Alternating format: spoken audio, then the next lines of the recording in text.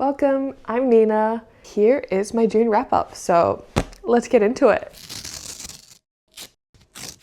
The first book that I wanted to talk about is There's Something Fishy About My Boyfriend, which is the first book that I read this month. As the title suggests, it's a mermaid story. It is a silly, fun read with a bit of spice in it. If you want something that doesn't take itself too seriously, that has a little bit of heat, well, little to medium level of heat, then I think you would love this. I had a lot of fun reading this one. Now, the next book, I wanted to go a complete 180.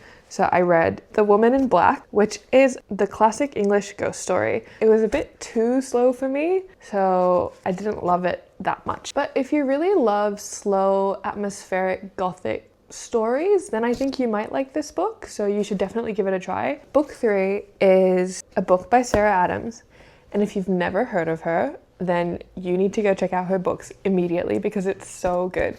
She writes books that are pretty much a rom-com movie but in a book form, and it is so much fun.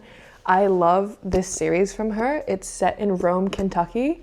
I still remember the first time I read the first book. I had so much fun. I read it, I think, in 2 days.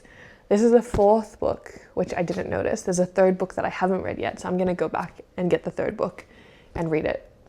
It is a bit cheesy, but this is a book that you read if you want something cheesy, something that's gonna put a smile on your face. Then I have Boku no tsuma to kikkon shite kudasai, which would translate to Please Marry My Wife. It's about this man who finds out he is chronically ill and he decides to use his last 6 months to find the best husband for his wife.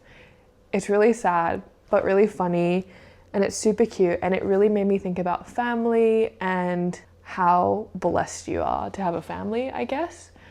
It made me cry. Just thinking about it makes me cry.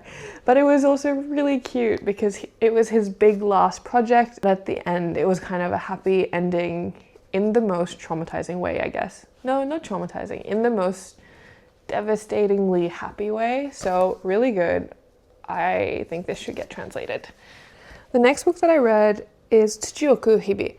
This book is a biography about a Japanese famous author who grew up in a Buddhist monastery. And the book follows him throughout the year living in Karuizawa, where he has like a work space and he lives there and he cooks the food from the mountains pretty much at his workplace. I loved how he spoke about Buddhist philosophies in the way that he cooked throughout this book. It was really interesting, super fascinating. It showed old school Japanese tradition, which I don't know too much about. So if you're interested in that sort of thing, I think this book would be super interesting. They also have a movie, but I didn't like the movie, so I would recommend doing the Japanese book if you can read it. And if you can't, hopefully they'll translate it soon. Then I have Shinderella Jo no Satsujin. This one was so much fun. It's a retelling of the Cinderella story. It's reimagined as a courtroom mystery. A prince has been murdered at this ball, and the prime suspect is Cinderella. If you love fairy tale retellings with a creative twist, then this book is perfect. Then I have Tengoku de no Kurashi wa dou desu ka? This book made me cry pretty much every single chapter. It's about all these animals in heaven watching over their owners. I lost my dog 2 years ago, and it's really nice to imagine him in this heaven where he's happy watching over me and he knows that I think about him a lot. If you're reading it, definitely keep some tissues nearby because you're gonna need it. Then I have Supermarket Uchu by Masuda Miri-san. She is one of my favorite authors, and if you love going to supermarkets in different countries, then I know you're going to enjoy this book because it's about the thoughts that she had while at supermarkets. It's mostly in Japan, but then sometimes she's in Europe as well, so it's really interesting. And it also came with this really cute sticker, which I was very happy to see. I'm using it as a bookmark for this, and I'm just going to keep it in until I figure out the perfect space. Then I have Reien de Koku Monogatari. It is a huge, sweeping, epic fantasy. It's the chronicle of how Lien became a free country again. And it still hasn't finished. I didn't notice that the last book still hasn't come out, so I'm eagerly waiting for the last book to come out.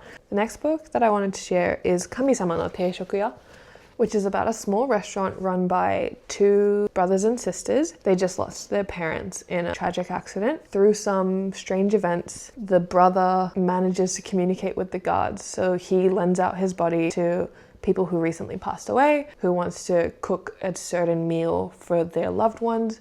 So the spirits teach this brother how to cook, and in exchange helps make the food for their loved ones one last time and deliver the message that they didn't get to tell them before they passed away. It is a very touching book. I actually read it twice this month because I really liked it. And then I noticed that there's 5 books already out. I only have until book 2nd, which I'm quite sad about. So I might order it online, which I don't usually do, but I'll see how I go. And then the last book I wanted to show is Pan ga kogete mo futari nara, which is another cozy manga by an author that I really like. It's about this couple who just started living together, and as you can see, she burnt some toast, but it talks about how even if you mess something up, it's more fun if you're together. It also has some great recipes, so I can't wait to cook some meals from this book. I'll be writing some more in-depth review of the books that I really loved on my Substack. So if that's something that you're interested in, please definitely check it out. I'll have the link in the description. So that's June wrapped up. If you have any book recommendations, or if you thought any of the books looked really interesting, please let me know in the comments. Please follow me on Instagram, TikTok, and I guess YouTube. This is the first time I'm saying this out loud. It's very interesting. I feel very influencer-y. But yeah, thank you for watching my video, and hopefully I'll see you in my next video. Bye!